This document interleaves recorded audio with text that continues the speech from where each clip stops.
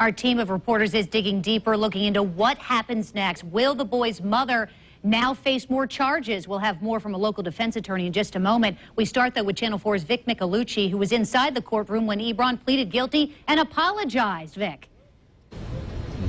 And a lot of developments in court this morning. We learned a lot of new details about the case, but here are the big takeaways.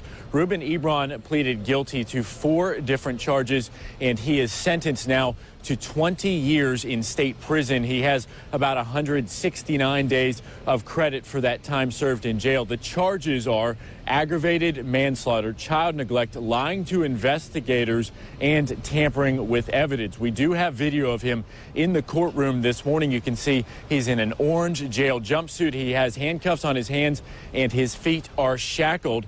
He went in, he spoke to his attorneys, and then we heard from prosecutors what Ruben Ebron says really happened, and that is that he and Lonzie Barton went into another room to have sex. Apparently, they were drawing the bathtub for Lonzie Barton, that toddler, but then they locked him in the room. Somehow, it appears that Lonzie got into the bathtub, and unfortunately, he drowned. They found him face down. Prosecutors said that Ruben Ebron tried to revive him, but was not able to save him. Then Lonzie Barton, the boy's mother, went to work where she was a stripper at Wacko's after knowing this happened, according to Ebron, and that is when he disposed of the little boy's body in Bayard and then lied to police, claiming that the boy was abducted.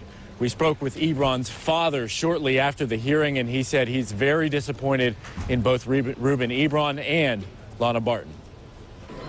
Mr. Ebron, what did you think of your son's statement to the court at the end? That was a statement that I expected. We've talked over the last couple of days, and my thing to him was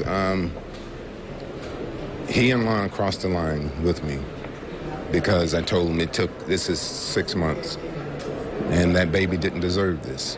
I said, so they've got to get right with God. They have an ultimate judge. Judge Burrell is not their final judge. They have an ultimate judge that they've got to answer to for it. What do you think of the sentencing with your son about why it took him so long to come forward with the sentencing? Panic.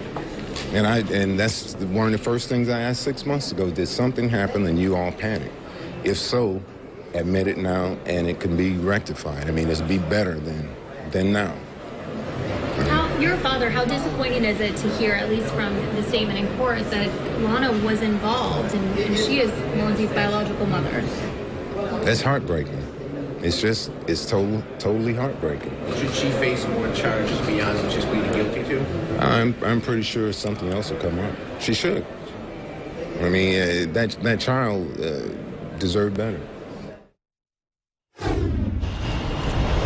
Now, Ruben Ebron wrote a letter apologizing to everyone involved in the case, including his parents, prosecutors, and police. But he said, especially Lonzie Barton, he said that toddler certainly did not deserve any of this.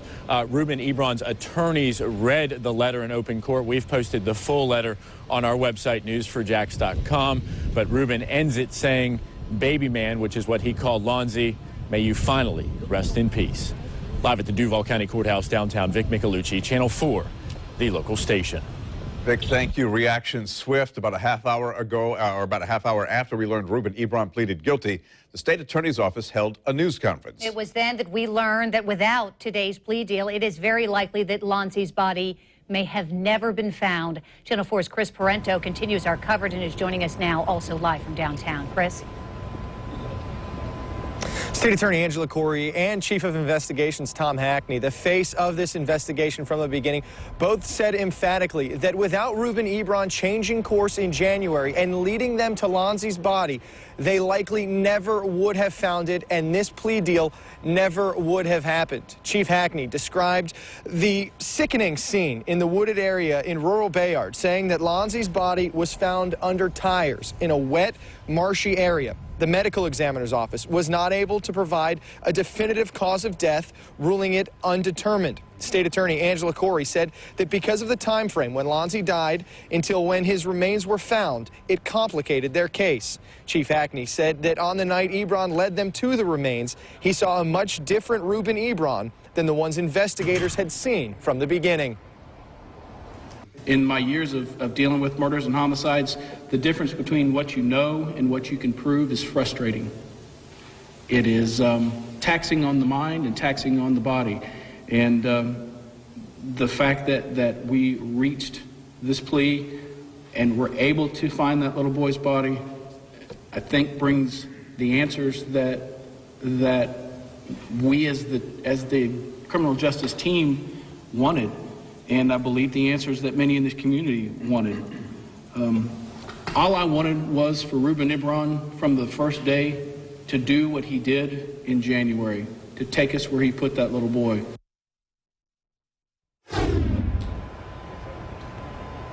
Chief Hackney says that when he found out that Ruben Ebron was going to lead them to the body, he knew in his heart that it would be a horrific scene. He says that's exactly what they found in those woods. State Attorney Angela Corey also said that Ebron's defense team had tried to negotiate a plea deal earlier on in this case, but she said prosecutors had no interest in doing that until they had a body.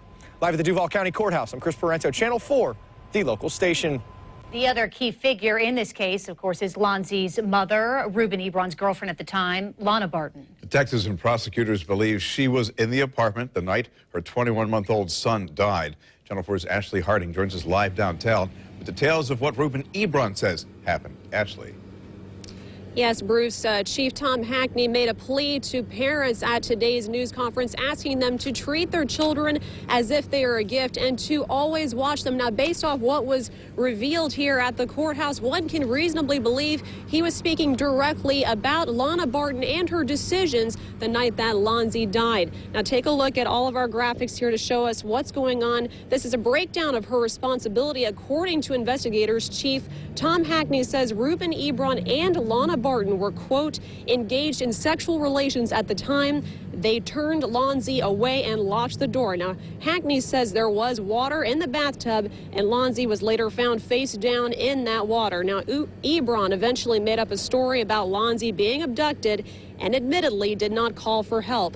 And Lana was charged with 2 counts of child neglect and lying to police. That was back in August, and she was arrested in Baker County along with her husband, Christopher Barton, in September on drug charges. And she pleaded guilty to the child neglect and lying to police charges here in Duval County in January of this year. And that's when she testified in a pretrial hearing that Ebron sold drugs every day that she was with him.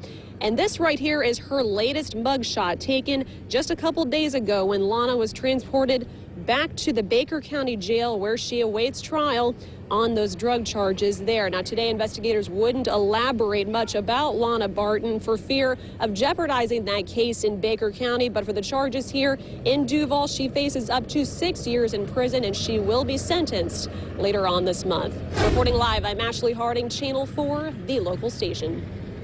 Thank you. Also new today, the Sheriff's Office confirmed state investigators had been looking into Lonzie Barton before Lonzie disappeared. News for Jackson investigator Lindsey Gardner is in the newsroom. Lindsey, do we know what that case involved?